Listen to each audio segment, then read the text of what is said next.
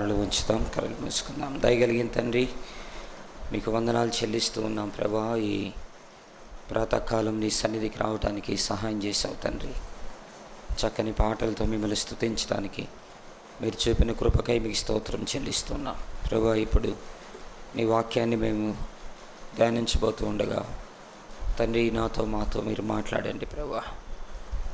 ఈ భాగము ఎంతో ప్రశస్తమైనటువంటిది, యాకోబు జీవితంలో తండ్రి ప్రభా. ఇదిగో ఈరోజు ఉదయకాలం ఈ భాగము నుండి మీరు మాట్లాడేటువంటి మాట మాకెంతో బలమైనదిగా, శక్తినివ్వటానికి, మాకెంతో గొప్ప ఆదరణ, ధైర్యాన్ని ఇవ్వటానికి సహాయం చేయండి ప్రభా. కనికరించి దయ చూపించండి. వచ్చిన వారందరిని బట్టి మీకు స్తోత్రాలు. నీ సేవకుడైన నన్ను మీ చేతులకు అప్పగించుకుంటూ యేసు నామములో స్తుతించి అడిగి వేడుకొంచున్నాం తండ్రి, ఆమేన్. యేసు ప్రభు నామములో మీ అందరికీ శుభములు తెలియజేస్తూ ఉన్నాను. మరి ఉదయకాలం దేవుని సన్నిధిలో ఉండటం దేవుడు మనకిచ్చిన గొప్ప భాగ్యంగా భావిస్తూ దేవునికే మహిమ, ఘనత, ప్రభావాలు చెల్లిస్తున్నాను. యాకోబు జీవితము ఈ భాగంలో మనకి కనిపిస్తూ ఉంటుంది. ఇది యాకోబు జీవితంలో దేవుడు దర్శించినటువంటి ఒక మంచి సమయం. దేవుడు యాకోబుకి పరిచయం లేదా అని బాగా ఆలోచిస్తే యాకోబుకి దేవుడు చాలా బాగా పరిచయం ఉన్నాడు. ఎందుకంటే యాకోబు ఈ భాగంలో ఒక 2 వచనాలు అద్భుతంగా మాట్లాడతాడు ఆయన. 20 నుంచి 22 వచనాలు యాకోబు అన్న ఒక మాట చూడండి. ఏమంటాడు? యాకోబు, నేను తిరిగి నా తండ్రి ఇంటికి క్షేమముగా వచ్చినట్లు దేవుడు నాకు తోడయ్యుండి నేను వెళ్ళుచున్న ఈ మార్గములో నన్ను కాపాడి తినుటకు ఆహారమును, ధరించుటకు వస్త్రములను నాకు దయచేసిన ఎడల యెహోవా నాకు దేవుడయ్యుండును. మరియు స్తంభముగా నేను నిలిపిన ఈ రాయి దేవుని మందిరమగును. మరియు నీవు నాకిచ్చు యావత్తులో 10వ వంతు నిశ్చయముగా నీకు చెల్లించేదనని. చూడండి, దేవుని గురించి యాకోబు మాట్లాడిన మాట ఇది చాలా ఆలోచింపజేసింది. ఆయన అంటాడు, 10వ వంతు నేను ఇస్తాను, నిశ్చయముగా నేను 10వ వంతు ఇస్తాను అంటే అంత లోతైన మాట తన జీవితంలోకి ఎలా ప్రవేశించింది.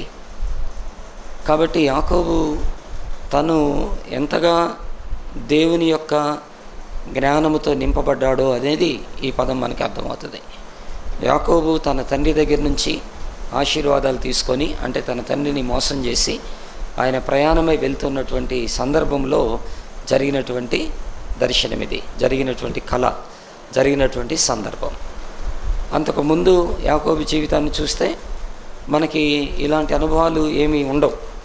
ఎందుకంటే దేవుడు తన తల్లి గర్భంలో 2 జనాంగములుగా, 2 జనం పదములుగా ఆయన పెట్టడం, ఆయన జన్మించటం, యాకోబు ఇస్సాకు వృద్ధుడైపోవటం, ఆ తర్వాత తన తండ్రి దగ్గర ఏశావుకి రావాల్సినటువంటి ఆశీర్వాదాల్లో తన తల్లి మాటిని ఈయన ఇవి తీసుకోవటం, ఆ తర్వాత ఏశావు ఏం చేస్తాడన్నట్టు భయంతో తన తల్లి తనని పలానా దగ్గరికి వెళ్ళిపో అని చెప్పటం, అక్కడి నుంచి ఆయన బయలుదేరి డైరెక్ట్గా దేవుడితో తను చేసే నిబంధన అంటే నాకు తనకి వారి కుటుంబ వాతావరణంలో లేదా తనకి ఈ దైవ భక్తి లేదా దేవుని కార్యాలు అబ్రహాము దగ్గర నుంచి, ఇస్సాకు దగ్గర నుంచి వస్తున్నటువంటి వారి దైనందిన జీవితంలో దేవుడు ఒక భాగమయ్యాడు. కాబట్టే యాకోబు ఇలా మాట్లాడు, దశమ భాగం అనే పదాన్ని వాడతాడు, దేవాలయము అనే పదాన్ని వాడతాడు, దేవునికి ప్రతిష్ఠ చేయడం అనే పదాన్ని వాడతాడు. అంతేకాదు దేవుడితో ఇంకా కొన్ని మాటలు అంటాడు ఆయన. నాకు తినటానికి తిండి, ధరించుకోవటానికి వస్త్రం నువ్వు ఇస్తే అని దేవునితో ఆయన అడిగిన విధానం కూడా ఇవన్నీ కనిపిస్తూ ఉంటాయి. ఆ తర్వాత ఈ దర్శనంలో ఆయన ఒక నిచ్చెనను చూడటం, అక్కడ దేవుడు కూడా ఎలా పరిచయం చేసుకుంటాడో, ఎలా మాట్లాడతాడంటే చూడండి 12వ వచనంలో, అప్పుడు అతడు ఒక కల కనెను, అందులో నిచ్చెన భూమి మీద నిలబడి ఉండెను, దాని కొన ఆకాశమునంటెను, దాని మీద దేవుని దూతలు ఎక్కుచూ దిగుచూ నుండిరి. మరి యెహోవా దానికి పైగా నిలిచి, నేను నీ తండ్రి అయిన అబ్రహాము దేవుడును ఇస్సాకు దేవుడినైన యెహోవాను, నీవు పండుకొని ఉన్న ఈ భూమిని నీకును నీ సంతానమునకు ఇచ్చేదను. చూడండి, నీ తండ్రి అయిన అబ్రహాము ఇస్సాకు దేవుడను నేను అనగానే అప్పుడు యాకోబుకి అర్థమైంది, ఓ నా తండ్రి నా తల్లి మాట్లాడినటువంటి దేవుడు, నా తాతతో మాట్లాడినటువంటి దేవుడు. కాబట్టి వారు ఎలా జీవించారో, అబ్రహాం ఎలా ఆ దేవుని విషయంలో జీవించాడో, ఇస్సాకు ఆ దేవుని విషయంలో ఎలా జీవించాడో, నా తాత, నా అవ్వ, నా తండ్రి, నా తల్లి ఆ దేవుని విషయంలో ఎలాంటి జీవన విధానాన్ని, ఎలాంటి క్రమశిక్షణని, ఎలాంటి దైవభక్తిని వారు జీవించారో అనేది ఈ దర్శనంలో, ఈ కళలో యాకోబు జీవితంలో ప్రారంభమైంది. ఆయన బలిపీఠం కడితే ఈయనంటాడు, దేవాలయం నేను ఇక్కడ నిర్మిస్తాను అంటాడు. చూడండి, దేవుని కోసం వారు చేసిన పనులు ఈయన చేయటానికి తీర్మానించుకున్నాడు. దేవుని గురించి వారు చేసిన ఆరాధన ఈయన చేయడానికి ప్రారంభించాడు. దేవుని కోసం వారు చేసుకున్న తీర్మానాలు ఈయన కూడా చేసుకోవడానికి ప్రారంభించాడు. దేవుని దగ్గర వారు అడిగిన అనుభవాలు ఈయన కూడా అడగటానికి తీర్మానం చేసుకున్నాడు. సో యాకోబు యొక్క అంతరంగంలో, హృదయంలో, జీవితంలో దేవుని యొక్క గుర్తులు ఉన్నాయి, దేవుని యొక్క జ్ఞాపకాలు ఉన్నాయి, దేవుని యొక్క వాగ్దానాలు ఉన్నాయి, దేవుని యొక్క విధానం ఏంటో యాకోబు యొక్క గుండెల్లో భద్రపరచబడింది. కాబట్టి నూతన మాసంలో ఒక మాట గుర్తు చేస్తున్నాను. దేవుడు మన పితరులు చేసినటువంటి వాగ్దానాలు, మన పితరులకి చేసినటువంటి ఆశీర్వాదాలు, మన పితరులకి ఇచ్చినటువంటి కృపలు మనం ఇప్పుడు కూడా మర్చిపోకూడదు. మనం ఎప్పుడు మన అవసరాల మీదే, అక్కరల మీదే, మన సమస్యల మీదే, మనకున్న బాధల మీదే మనసు పెట్టుకుంటూ వెళ్ళిపోతూ ఉంటే కుదరదు. దేవుని కార్యాలని, దేవుని అద్భుతాలని, దేవుని వాగ్దానాలని, దేవుని ఆశీర్వాదాలని మన గుండెల్లో నింపుకొని ప్రయాణం చేయాలా. అది వాటితో మనము నింపబడాలి, వాటిని మనం జ్ఞాపకం చేసుకోవాలి. యాకోబు జీవితంలో ఈ మొదటి దేవుని దర్శనములో ఆయనలో ఉన్న దైవ ఆ జ్ఞాపకం లేదా పరిచయం, ఆ దేవుడు తనలో ఉన్న విధానము నిజంగా చాలా ఆశ్చర్యం వేసింది. ఎందుకంటే ఆ 3 మాటల్లోనే ఎలాగ దేవునితో మాట్లాడతాడో కదా. యాకోబు, నేను తిరిగి నా తండ్రి ఇంటికి క్షేమంగా వచ్చినట్లు దేవుడు నాకు తోడయుండి అనే మాటలు. అంటే దేవుడు నన్ను నడిపిస్తాడని, దేవుడు నన్ను దీవిస్తాడని, దేవుడు నన్ను విడిచిపెట్టడని, దేవుని అవసరాలు తీరుస్తాడని అంత మాత్రమే కాకుండా దేవునికి నేను చేయాల్సింది కూడా చేయాలి అనే ఆ తపన ఆయనలో ఉంది. చూడండి, అది అందుకే అంటాడు కదా, ఆఖరి లైన్లో 22వ వచనం ఆఖరి లైన్లో అంటాడు, నీవు నాకిచ్చి యావత్తులో 10వ వంతు నిశ్చయముగా నీకు చెల్లించేదనని మొక్కుకొనగా. ఇది ఎంత బలం అన్నమాట, ఎంత బలం దేవునితో తన సంబంధం. అంటే తన కలిగినది దేవుని కొరకు నిర్ణయించటం, కేటాయించటం. ఇది యాకోబు అనుభవాన్ని మనం చూస్తూ ఉన్నాం. ఆ తర్వాత 10-11 వచనాల్లో నుంచి కొన్ని మాటలు. యాకోబు బెయేర్షెబా నుండి బయలుదేరి హారాను వైపు వెళ్ళుచు అనే పదం చూద్దాం. యాకోబు ఈ బెయేర్షెబా నుండి హారాను వైపు వెళ్తుంటే, అంటే ఈ బెయేర్షెబా నుండి హారాను వరకు 500 మైళ్ళు ప్రయాణం ఉంది, 800 కిలోమీటర్ల ప్రయాణం ఉంది. మైళ్ళు లెక్క వస్తే 500, కిలోమీటర్లకు వస్తే 800. కాబట్టి ఈ 500 మైళ్ళ ప్రయాణము యాకోబు ఎలా చేస్తున్నాడు తెలుసా? ఒంటరిగా చేస్తున్నాడు. ఇది మర్చిపోవద్దు. ఎందుకు? తన తండ్రి దగ్గర నుంచి, తన తల్లి దగ్గర నుంచి, తన సహోదరుడి దగ్గర నుంచి, తన ప్రదేశం నుండి ఇప్పుడు ఒంటరి ప్రయాణం చేస్తూ ఉన్నాడు. 500 మైళ్ళు, 800 కిలోమీటర్లు. ఈ ఒంటరి ప్రయాణం ఎక్కడి దాకా వెళ్ళాలి అంటే అది హారాను దాకా వెళ్ళాలి. అంటే ఈ 500 కిలోమీటర్ల మైళ్ళ ప్రయాణంలో యాకోబు అనుభవాలు ఏమొస్తాయి అంటే హెబ్రోన్ వస్తుంది, బేతేలు వస్తుంది, షేకెం వస్తుంది, యెరూషలేం వస్తుంది. ఇలా ఈ పట్టణాలని దాటుకుంటూ యాకోబు ప్రయాణం చేయాలి. వినండి ఈ మాటలు. కాబట్టి యాకోబు యొక్క ప్రయాణంలో తను ఈ 500 మైళ్ళ ప్రయాణంలో, 800 కిలోమీటర్ల ప్రయాణంలో, ఈ ఒంటరి ప్రయాణంలో దేవుడు తనను దర్శించాడు. కాబట్టి ఏం తెలియజేస్తుంది ఉదయకాలం అంటే, మన ఒంటరి ప్రయాణంలో దేవుడు మనతో ఉన్నాడు అన్న సత్యాన్ని మర్చిపోవద్దు. అది నువ్వు ఎన్ని షెకెము దాటినా, యెరూషలేము దాటినా, బెయేర్షెబా దాటినా, లేదా నువ్వు బేతేలు దాటినా, హెబ్రోను దాటినా, నువ్వు ప్రయాణాలలో దేవుడు నీతో ఉన్నాడు, అది మర్చిపోవద్దు. ఆయన నిన్ను విడిచిపెట్టేవాడు కాదు. ఆయన వాగ్దానం నీతో ఉంది, ఆయన సన్నిధి నీతో ఉంది, ఆయన ప్రణాళిక నీతో ఉంది, ఆయన ఉద్దేశాలు నీతో ఉన్నాయి. ఆయన నిన్ను విడిచిపెట్టే దేవుడు కాదు. నువ్వు ఎక్కడుంటే అక్కడ. చూడండి, యాకోబు ఒంటరి ప్రయాణంలో దేవుడు ఆయన దర్శించాడు. దేవుడు ఆయనతో ఉన్నాడు.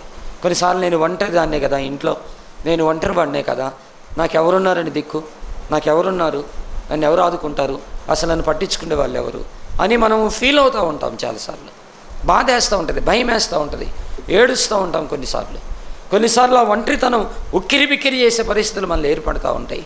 కానీ దేవుడైతే ఆ ఒంటరితనంలోనే మనల్ని దర్శించే ఒక గొప్ప అనుభూతి, అది మర్చిపోవద్దు. ఆ ఒంటరితనంలోనే మీరు బైబిల్లో కొంతమంది జీవితాలను నేను చెప్తాను. మోషేని ఒంటరితనంలోనే దేవుడు దర్శించింది, ఏలియాని ఒంటరితనంలోనే దేవుడు దర్శించింది, యెహోషువని ఒంటరితనంలోనే దేవుడు దర్శించింది. ఇలా చెప్పుకుంటా పోతే గిద్యోను ఒంటరిగా ఆ చెట్టు చాటున ఆ గోధుమలు దులుపుకుంటూ ఉంటే ఆ ఒంటరితనంలోనే గిద్యోనుని దేవుడు దర్శించింది. యాకోబును కూడా ఈ ఒంటరితనంలోనే దేవుడు దర్శించాడు. కాబట్టి వీఆర్ నాట్ అలోన్, మనం ఒంటరి వాళ్ళం కాదు, దేవుడు మనల్ని దర్శిస్తాడు. ఆ ఒంటరితనంలో దేవుడు ఎంత శక్తినిస్తాడంటే గిద్యోనుని ఒక గొప్ప నాయకుడిని, న్యాయాధిపతిని చేశాడు. మోషేని ఒక గొప్ప దర్శనంతో ఒక అద్భుతమైనటువంటి నాయకుడిగా మార్చేశాడు. ఏలియాని నీకు శక్తిని మించిన ప్రయాణం ఉంది, 40 రోజుల్లో ప్రయాణం చేయాలని ఏలియాని బలపరిచి ధైర్యపరిచి ఆ యొక్క మరణము నుండి, ఆ యొక్క శత్రువు నుంచి తప్పించి నడిపించి గొప్ప కార్యాలని దేవుడు చేశాడు. వినండి, ఒంటరితనము మనకెప్పుడు అపాయం కాదు, ఒంటరితనము మనకెప్పుడు శోధన కాదు, ఒంటరితనం మనల్ని ఎప్పుడు దుఃఖపరచకూడదు. దేవుడు ఆ ఒంటరితనంలో ఎంత గొప్ప దర్శనం అంటే చూడండి, ఇప్పుడు మరలా 11వ వచనం, ఒక చేట చేరి ప్రొద్దుగుంకిన అక్కడ ఆ రాత్రి నిలిచిపోయిను, ఆ చోటి రాళ్లతో ఒకటి తీసుకొని తనకు తలగడగా చేసుకొని అక్కడ పండుకొనెను. అప్పుడు అతడు ఒక కలగనెను, అందులో ఒక నిచ్చెన భూమి మీద నిలబడి ఉండెను, దాని కొన ఆకాశమనంటెను, దాని మీది దేవుని దూతలు ఎక్కుచూ దిగుచూనుండి, మరి యెహోవా దానికి పైగా నిలిచి. చూడండి, మన ఒంటరితనంలో మన సహవాసం ఎంత బాగుందో చూడండి. మనం అనుకుంటాం కదా, నాకెవరు లేరు అనుకుంటే నీకు దూతలు ఉన్నారు, నీకు ప్రభు ఉన్నాడు, నీకు ఆ పరమ తండ్రి ఉన్నాడు, పైనుండి ఆయన చూస్తూ ఉన్నాడు. దూతలు కిందకి పైకి ఎక్కుచూ దిగుతూ ఉండెను. ఎంత అద్భుతమైనటువంటి అనుభూతి కదా. కాబట్టి ఒంటరితనం కాదు, మనం ఒక సైన్యము, మన ఒక బలమైన వ్యక్తులు. దేవుడు మనకున్నాడు, దూతలు మనకున్నారు, ఆయన సన్నిధి మనకుంది, ఆయన బలము, ఆయన కృప మనకుంది. ఈ ఒంటరితనంలో ఒకసారి ఇలా మనం ఆలోచిస్తే ఆ ప్రయాణంలో ఎన్ని భయాలు ఉంటాయో కదా. నా తండ్రిని మోసం చేశానే అనే భయం ఒకటి ఉందా? నా తల్లికి దూరం అయిపోయానే అనే భయం ఒకటి ఉంటుందా? నా సహోదరుడు ఏం చేస్తాడు అనే భయం ఒకటి ఉంటుందా? అక్కడికి వెళ్ళిన తర్వాత, అంటే ఎక్కడికి వెళ్ళాలో తెలుసు ఆయనకి, ఎందుకు తన మామయ్య ఇంటికి వెళ్ళాలి, అక్కడికి వెళ్ళిన తర్వాత అక్కడ పరిస్థితులు ఎలా ఉంటాయో అనే భయం ఒకటి ఉందా? అక్కడ తన మామ కూతుర్ని పెళ్లి చేసుకొని చెప్తాడు తన తండ్రి, తన తల్లి కూడా ఇద్దరు చెప్తారు. మీరు 28వ అధ్యాయం మొదటి వచనాల్లో చూస్తే ఈ మాటలు చూస్తాం. మరి ఆయన ఇస్తాడో ఇవ్వడో అనే భయం ఒకటి ఉంటుందా? ఇన్ని భయాలతో ఉన్న పరిస్థితుల్లో దేవుడు ఆయన్ని దర్శించాడు. ఈరోజు ఒక మాట చెప్పమంటారా? నీ ఒంటరితనంలో దేవుడు నీతో ఉన్నాడు, నీ భయంలో కూడా దేవుడు నీతో ఉన్నాడు, అది మర్చిపోవద్దు. నువ్వు భయపడుతూనే ఉన్నావంటే అర్థం ఏంటి తెలుసా? దేవుడిని మర్చిపోయావని, దేవుని తక్కువ చేసావని, దేవుడు లేడు అన్నట్టుగా బ్రతుకుతున్నామని. భయంలో దేవుడున్నాడు, ఒంటరితనంలో కూడా దేవుడు యాకోబుతో ఉన్నాడు. అంతేకాదు, యాకోబు దగ్గర ఏముంది అంటే ఏం లేదు ఆయన దగ్గర. అందుకే యాకోబు దేవుని అడిగిన విధానం కూడా మీరు చూస్తే, నాకు తినటానికి తిండి, కట్టుకోవడానికి బట్ట ఇస్తే చాలు అన్నాడు ఆయన. ఒకసారి యాకోబు మాట్లాడుతుంటాడు, నాకు చేతి కర్ర తప్ప ఇంకా నా దగ్గర ఏం లేదు అంటాడు అనమాట. ఒక చేతి కర్రతో ప్రయాణమైనటువంటి యాకోబు ఎంతగా దీవించబడతాడో కదా. నీ ఒంటరితనములో నుంచే దేవుడు నిన్ను ఆశీర్వదిస్తాడు, నీ భయములో నుంచే దేవుడు నిన్ను ఆశీర్వదిస్తాడు, నీ ప్రయాణములోనే దేవుడు నిన్ను ఆశీర్వదిస్తాడు. ఎంత అద్భుతమైనటువంటి మాటలు. అంతేకాదు, ఇలాంటి పరిస్థితుల్లో యాకోబు జీవితంలో మనం ఏం చూస్తామంటే ఒక దర్శనం. యాకోబుకి ఏం కలుగుతుందంట? ఒక దర్శనం. యాకోబు దర్శనాన్ని పట్టుకున్నాడు, దేవుడు దర్శనం ద్వారా ఆయన్ని సంధించాడు. యాకోబు జీవితంలో ఒక మాట, ఎవరు? దేవుని మాట. దేవుడు ఆయన్ని పలకరించిన తీరు చూడండి. దేవుని దర్శనం ఇచ్చాడు, దేవుని యొక్క మాట యాకోబుకి ఇచ్చాడు. అంతేకాదు, పలకరించడమే కాదు, వాగ్దానం ఇచ్చాడు కదా. ఏమని వాగ్దానం ఇచ్చాడు చూడండి. ఇప్పుడు రండి మరలా 13వ వచనం రండి. మరి యెహోవా దానికి పైగా నిలిచి, నేను నీ తండ్రి అయిన అబ్రహాము దేవుడును ఇస్సాకు దేవుడనైన యెహోవాను, నీవు పండుకొని ఉన్న ఈ భూమిని నీకును నీ సంతానమునికి ఇచ్చేదను. నీ సంతానము భూమి మీద లెక్కకు ఇసుక రేణుల వలెనగును. నీవు పడమటి తట్టుకును, తూర్పు తట్టుకును, ఉత్తరపు తట్టుకును, దక్షిణ తట్టుకును వ్యాపించదవు. భూమి యొక్క సమస్త వంశములన్నీ నీ మూలముగాను నీ సంతానం మూలముగాను ఆశీర్వదింపబడను. ఇదిగో నేను నీకు తోడయుండి. చూసావా దేవుని అంటే ఏంటంట? దేవుని మాట ఇచ్చాడు, దేవుని దర్శనం ఇచ్చాడు, దేవుని వాగ్దానం ఇచ్చాడు. అంతేకాదండి, దేవుని సహవాసాన్ని ఇచ్చాడు. ఎలా సహవాసము అని అంటే 15వ వచనం చూడండి. ఇదిగో నేను నీకు తోడయుండి. అది దేవుడు అంటున్నాడు, ఇదిగో నేను నీకు తోడయుండి అంటాడు. ఇంకో మాట చెప్పంటారా? దేవుని జ్ఞాపకాలని ఇచ్చాడు. దేవుని జ్ఞాపకాలనే. ప్రియమైన దేవుని బిడ్డలారా, మన ఒంటరితనంలో ఏముందో తెలుసా? దర్శనం ఉంది, దేవుని మాట ఉంది, దేవుని వాగ్దానం ఉంది, దేవుని సహవాసం ఉంది, దేవుని జ్ఞాపకాలు ఉన్నాయి. మరి ఎట్లా మనం ఒంటరి వాళ్ళు అవుతాం? ఎట్లా మనం దిక్కులేని వాళ్ళు అవుతాం? ఎట్లా మనకెవరు లేరని అనగలం? ఎట్లా? ఎందుకు మనం భయపడాలి? ఎందుకు మనం కృంగిపోవాలి? ఎందుకు మనం ధైర్యపడాలి? ఇంకా దేవుని వాగ్దానం ఎంతవరకు వచ్చిందో తెలుసా? మీకు ఒక మాట చెప్తాను. యాకోబుకి ఇంకా వివాహం కాలేదు, కానీ దేవుడు అంటున్నాడు, నీ సంతానము భూమి మీద వంశాలు అనే మాట మాట్లాడుతూ ఉన్నాడు. అంటే నువ్వు ఒక్కదానివి కాదు, నీవు ఒక మహాసైన్యము. నీలో నుండి నీ భూమి మీద అన్ని వంశములు, ఆ పదం చూడు, అన్ని వంశములు. అందుకే ఈరోజు భూమి మీద వంశాలన్నీ ఎక్కడి నుంచి వచ్చినాయి? ఈ 12 గోత్రాల్లో నుంచి వచ్చినాయి కదా. యాకోబులో నుండి వచ్చిన ఈ 12 మంది, ఈ 12 గోత్రాల్లో నుంచి వచ్చినాయే కదా ఈ భూమి మీద ఉన్నాయన్నీ కూడా. దేవుడు ఎంత బలమైనటువంటి ఉద్దేశాన్ని నీ మీద కలిగి ఉన్నాడో, ఎంత సుదీర్ఘమైనటువంటి ప్రణాళికని దేవుడు కలిగి ఉన్నాడో దానిని చూడాలి నువ్వు. ఇప్పుడున్న సమస్యను కాదు నువ్వు చూడాల్సింది, ఇప్పుడున్న ఇబ్బందిని కాదు నువ్వు చూడాల్సింది, ఇప్పుడున్న ఇరుకుని కాదు నువ్వు చూడాల్సింది, ఇప్పుడున్న ఆటంకాలను కాదు నువ్వు చూడాల్సింది. దేవుడు ఈ రోజు వరకంటే క్రీస్తు 2వ రాకడొచ్చి మనము ఎత్తబడి ఆయనతో ఉండేంత వరకు నీ భవిష్యత్తు ఉంది, నీ జీవితం ఉంది. దేవుడు అక్కడికి చూశాడు. అందుకే దేవుడు చూపించిన దర్శనములు ఏముందో తెలుసా?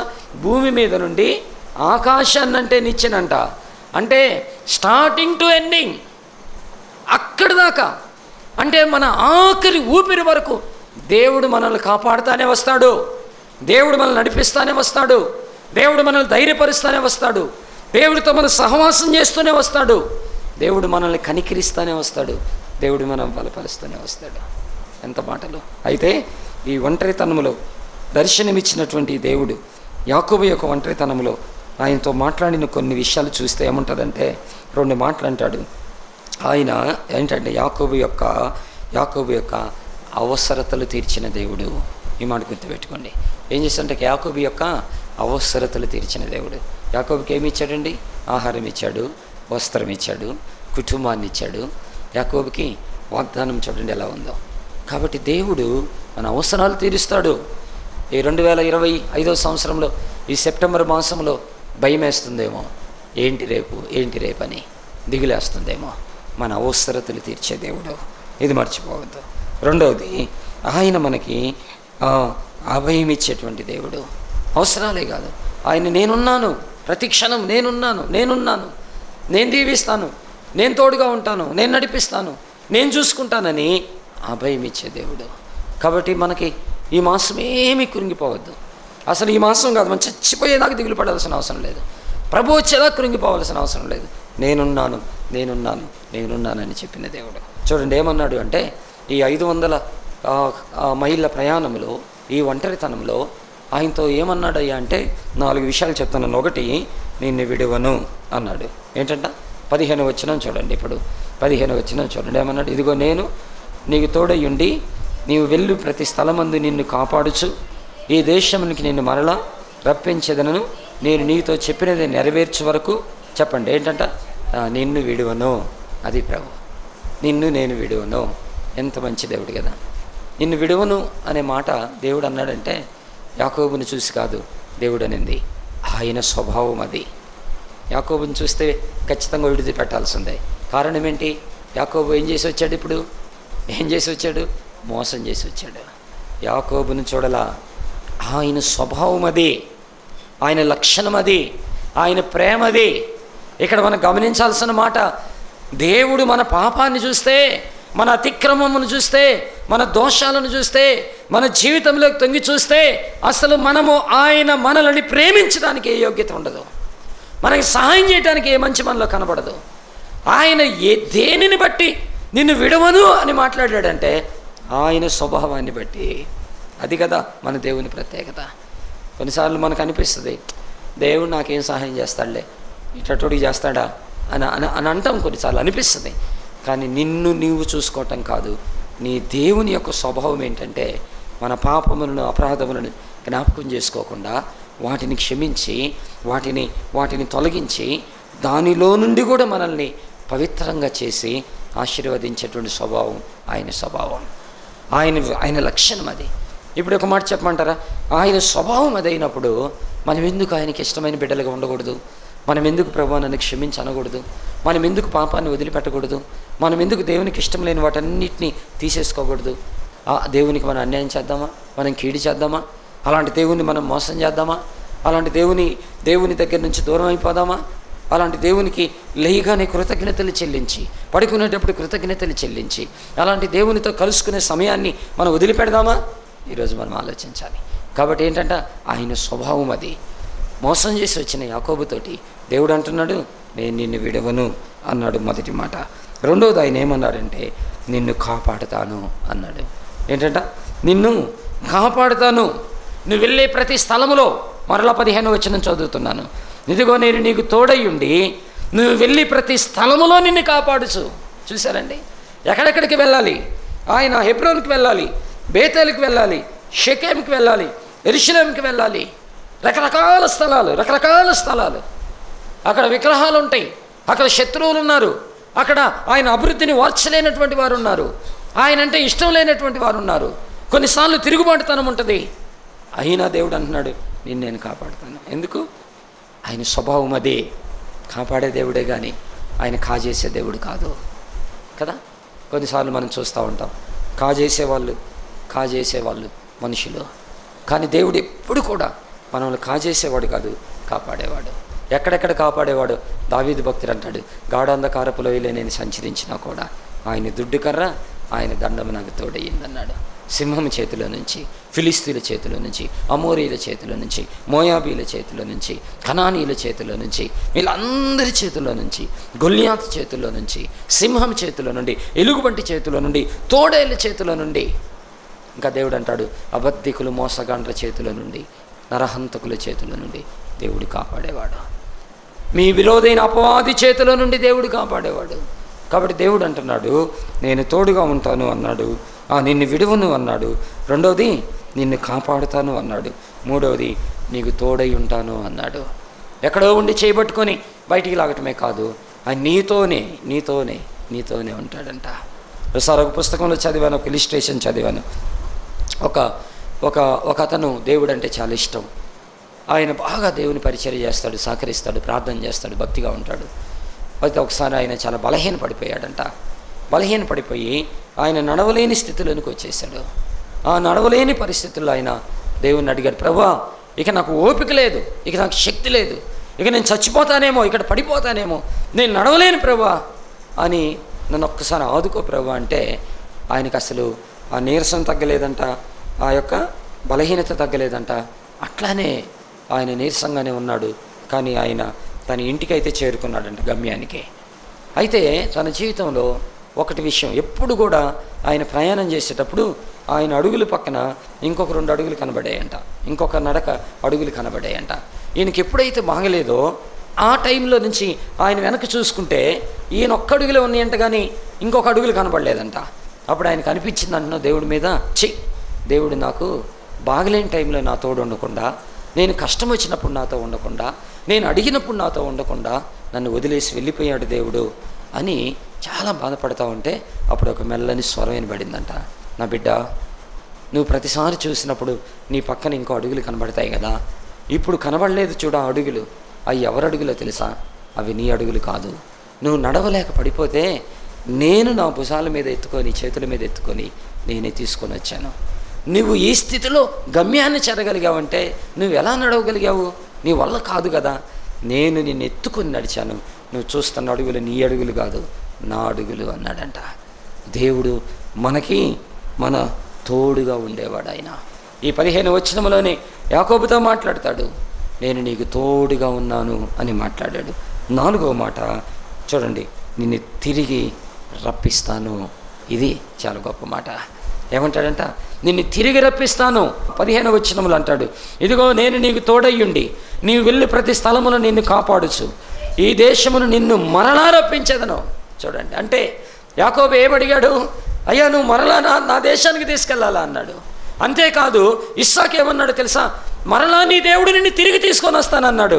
28వ అధ్యాయంలో కానీ మీరు చూసినట్లయితే 3వ వచనంలో, సర్వశక్తి కలిగిన దేవుడు నిన్ను ఆశీర్వదించి నీవు అనేక జనములగునట్లు నీకు సంతాన అభివృద్ధి కలుగజేసి నిన్ను విస్తరింపజేసి నీవు పరవాసి అయిన దేశమును, అనగా దేవుడు అబ్రహాముకి ఇచ్చిన దేశమునకు నీవు స్వాస్థ్యముగా చేసుకొనున్నట్లు ఆయన నీకు, అనగా నీకును నీతో కూడా నీ సంతానమునకు అబ్రహామునకు అనుగ్రహించిన ఆశీర్వాదము దయచేయునుగాక అని అతనిని దీవించి యాకోబును పంపించెను. దేవుడు మరలా తిరిగి తన స్వదేశానికి తీసుకొని వస్తాడు, వాగ్దాన దేశంలోనికి తీసుకొని వస్తాడు. ఈరోజు ఒక మాట చెప్పమంటారా? నువ్వు కోల్పోయిన సంతోషాన్ని, నువ్వు కోల్పోయిన ఆనందాన్ని, నువ్వు కోల్పోయిన ఆశీర్వాదాన్ని, నువ్వు కోల్పోయిన వాటన్నిటిని కూడా మరలా తిరిగి తీసుకొని వస్తాడు. ఆయన రికవరీ చేస్తాడన్ని. మనం అనుకుంటాం ఇంకేముందిలే అయిపోయింది అనుకోవద్దు. ఏదైతే నువ్వు కోల్పోయావో, ఏదైతే నువ్వు పోగొట్టుకున్నావో, అది మనశ్శాంత, నెమ్మద, అది ధనమా, అది ఆస్త, అది ఆరోగ్యమా, అది సంతోషమా, సమాధానమా, అది దైవభక్త, అది ఏదైతే నువ్వు పోగొట్టుకున్నావో మరలా తిరిగి దేవుడు నీకు అనుగ్రహిస్తాడు. భయపడాల్సిన పని లేదు, దిగులు పడాల్సిన పని లేదు. నువ్వు సహవాసం కోల్పోయావా, తిరిగి సహవాసాన్ని ఇస్తాడు. నువ్వు రక్షణను కోల్పోయావా, తిరిగి రక్షణ ఇస్తాడు. నువ్వు భక్తిని కోల్పోయావా, తిరిగి ఆ భక్తిని ఇస్తాడు. నువ్వు ఏదైతే నష్టపోయావో, ఏదైతే నేను పోయింది నాకు అని ఫీల్ అవుతున్నావో, మరలా తిరిగి అది నీకు అనుగ్రహించే దేవుడు నీ దేవుడు. కాబట్టి ఒంటరితనం అనేది మనకి నరకం కాదు, ఒంటరితనం అనేది మనకు దుఃఖం కాదు. ఈ ఒంటరితనంలోనే దేవుని వాగ్దానం ఉంది, దేవుని సన్నిధి ఉంది, దేవుని కృప ఉంది, దేవుని ఆశీర్వాదం ఉంది, దేవుని మాట ఉంది. దేవుడే మనతోటి ఉన్నాడు అన్న సత్యాన్ని మర్చిపోవద్దు. కాబట్టి ఇప్పుడు యాకోబు దేవునితో మాట అంటున్నాడు. ఏమని? ఇదిగో ఈ రాయి ఉంది చూడండి, ఇక్కడ దేవాలయం కట్టబడుతుంది అన్నాడు. ఇదిగో నువ్వు నన్ను ఆశీర్విస్తావు చూడు, దానిలో నుంచి 10వ భాగం నీకు అర్పిస్తాను అన్నాడు. దేవుడు ఏంటో తెలిసింది కాబట్టి దేవుడికి నేను ఏం చేయాలో ఆయనకు అర్థమైంది. కాబట్టి దేవుడు మనం విడిచిపెట్టేవాడు కాదు, మనం నడిపించేవాడు. ఆ నడిపించి బలపరిచి కాపాడే ఆ దేవునికి మనం ఏం చేయాలో ఈ మాసం తీర్మానం చేసుకుందాం. ప్రార్థన చేసుకుందాం, తల్ల ఉంచుదాం, కనులు మూసుకుందాం, ప్రార్థన చేసుకుందాం. మన స్థలంలో నిలబడదామా? అందరూ నిలబడదామా? నిలబడి ఒక 2 నిమిషాలు 3 నిమిషాలు ప్రభుకి మనల్ని మనం అప్పగించుకుందాం. We are not alone. ఇది ఎప్పుడు మర్చిపోవద్దు. God is with you, God is with us. దేవుడు నీతో ఉన్నాడు, దేవుడు మనతో ఉన్నాడు. దర్శనమిచ్చాడు, మాట ఇచ్చాడు, వాగ్దానం ఇచ్చాడు, తోడుగా ఉంటానన్నాడు, అభయం ఇచ్చాడు, ఆశీర్వాదం ఇచ్చాడు. ఇప్పుడు ఈ ఒంటరితనంలోనే కదా, ఈ ఒంటరితనంలోనే కదా దేవుడు కలుసుకుంది. దేవుడు మన స్థితిని బట్టి, మనల్ని బట్టి కదా ఆయన ఆశీర్వదిస్తుంది. ఆయన స్వభావం అది, ఆయన నేచర్ అది, ఆయన ప్రేమ అలాంటిది. ఇదిగో ఈ మాసం, ఈ 30 దినాల ప్రయాణంలో వీఆర్ నాట్ అలోన్. నువ్వు ఒంటరిదానివి కాదు, దేవుడు నీతో ఉన్నాడు. ఆయన నిన్ను పోషిస్తాడు, ఆయన నిన్ను స్వస్థపరుస్తాడు, ఆయన నిన్ను బలపరుస్తాడు, ఆయన నీకు సహాయం చేస్తాడు, ఆయన నిన్ను ఆదుకుంటాడు. సహవాసం ఇచ్చిన దేవుడు, మాట ఇచ్చిన దేవుడు, దర్శనం ఇచ్చిన దేవుడు, వాగ్దానం చేసిన దేవుడు, తోడుంటానన్న దేవుడు, తిరిగి రప్పిస్తానన్న దేవుడు, కోల్పోయినవన్నీ మళ్ళా తిరిగి ఇచ్చే గొప్ప దేవుడు మనకున్నాడు. నిద్రను కోల్పోయావా? సంతోషాన్ని కోల్పోయావా? ఆత్మీయతను కోల్పోయావా? సహవాసాన్ని కోల్పోయావా? ప్రేమను కోల్పోయావా? మంచితనాన్ని కోల్పోయావా? ఆస్తిని కోల్పోయావా? నెమ్మదిని కోల్పోయావా? దేవుడిస్తాడు మరలా తిరిగి తన స్వదేశమునికి తీసుకొచ్చే దేవుడు. మాట ఇచ్చినవాడు నమ్మదగినవాడు. నమ్మదగిన దేవుడు మనకున్నాడు కదా. నీ ప్రయాణంలో నీతో ఉండే దేవుడు. దయగలిగిన తండ్రి, మీకు స్తోత్రం చెల్లిస్తున్నాం. ఉదయకాలం మీరు మాతో మాట్లాడినందుకు స్తోత్రాలు. ఈ నూతన మాసంలోకి మమ్మల్ని తీసుకొచ్చా. నీవేంటో, నువ్వేమిస్తావో, నువ్వెలా దీవిస్తావో, కాపాడుతావో మాకు చెప్పావు తండ్రి. మరి యాకోబులాగా మేము కూడా నీతో చెప్పడానికి సహాయం చేయండి. నీ దేవాలయమును నిర్మిస్తాను, నాకు ఇచ్చిన దాంట్లో నుంచి నీకు 10వ వంతు చెల్లిస్తాను అని తనను ఏ రీతిగా నీకు సమర్పించుకున్నాడో మేము కూడా నీకు మాటిచ్చి మీ కొరకు బ్రతకటానికి సహాయం చేయండి. భయపడక, దిగులు పడక, అధైర్యపడక, కృంగిపోక, ఇదిగో నా ప్రభువు నాతో ఉన్నాడు, 8 మాసాలు నడిపించిన దేవుడు ఈ మాసము కూడా మమ్మల్ని నడిపించగలడని విశ్వాసంతో ముందుకు నడవటానికి సహాయం చేయండి ప్రభువా. దయ చూపించండి. చెరువచ్చిన బిడ్డలందరినీ, వారి కుటుంబాల్ని, వారికి కావలసిన ఆశీర్వాదాలు మీరు అనుగ్రహించండి. సంఘాలని ఈ మాసం యొక్క పరిచర్యని దీవించమని యేసు నామములో వేడుకొని ప్రార్థన చేస్తున్నాం తండ్రి. ఆమేన్.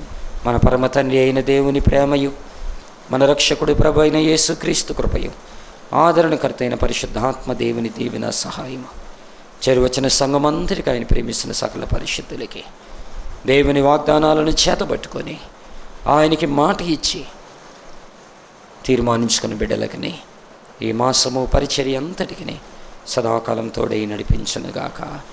ఆమేన్. ఆమేన్.